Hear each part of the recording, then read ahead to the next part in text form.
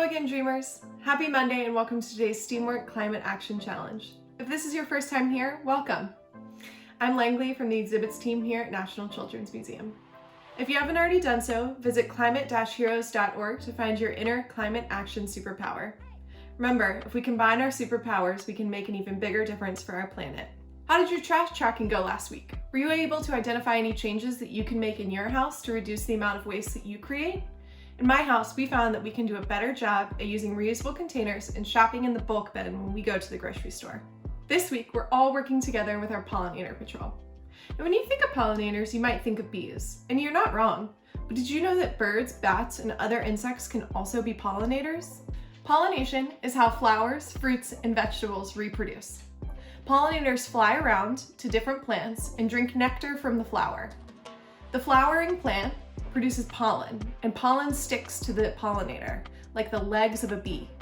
When the pollinators fly around to different plants, they disperse the pollen around, and that's how plants reproduce. Now, this is hard work for our pollinator friends.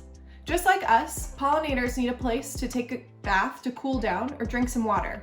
So today I'm going to show you how you can make a pollinator bath to leave in your yard. To do this, you're going to need a container that you're no longer using anymore. I'm going to use this old Tupperware that I don't use, but you could also use a bowl or a cup or any other shallow container. We're also going to need some water, and then it's important to build it in a way so that our pollinator friends, even the smallest ones, have somewhere safe to land so they're not drowning in the water. So we're going to use rocks that we found outside and also some sticks. Now I'll show you how you're going to make it. I'm going to use the bigger rocks and stack them on the bottom. I'm then going to use some smaller rocks in the middle. This is a good one because this is a really good place for them to land. You can also use some sticks. Now I'm just going to fill it up with water. You want the water to come up almost to the top of the rocks, but you still want to have some spaces that aren't underneath the water. This is where even our smallest little bees will land to be able to drink from the water. And there you have it. This is our pollinator bath. Now remember, depending on how deep the container is, you might need to refill the water every few days, so just make sure you're going outside to check on it. You can leave this in your yard or outside of your house, so the next time a pollinator flies into your yard, they'll have a place to cool down and drink some water. Tag us in your photos and videos and use the hashtag STEAMwork to show us your pollinator bath.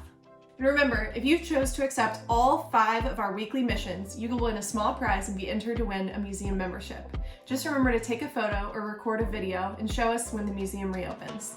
As always, you can find more activities and learn more at climate-heroes.org. Remember, STEAMwork makes the dream work, and we're all in this together, dreamers. Tune in tomorrow at 2:30 for a Science STEAMwork. Bye!